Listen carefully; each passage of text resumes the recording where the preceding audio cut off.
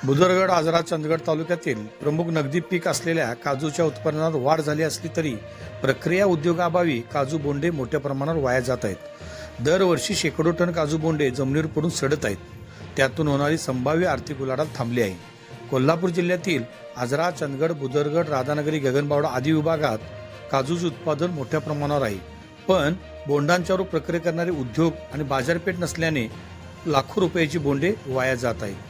बोंडांपासून उच्च दर्जाचे मद्यार्क, juice, jam तयार होऊ शकतात, पण यासाठी सरकारी पातळीवर अनुदान, प्रोत्साहन व मार्गदर्शन शेतकऱ्यांना मिळावे अशी मागणी शेतकऱ्यातून होत आहे।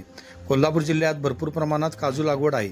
जर बोंडांवर प्रक्रिया केली तर शेतकऱ्यांना काजू बीपेक्षा जास्त उत्पन्न मिळू शकते, मात्र योग्य तंत्रज्ञान आणि बाजारपेठ नसल्यामुळे ही बोंड वाया जात आहेत।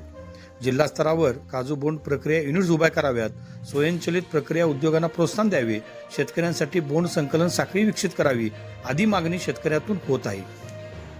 इंडिया न्यूज 24 लाईव्ह करिता शैलेंद्र उळेगड्डे, कोल्हापूर।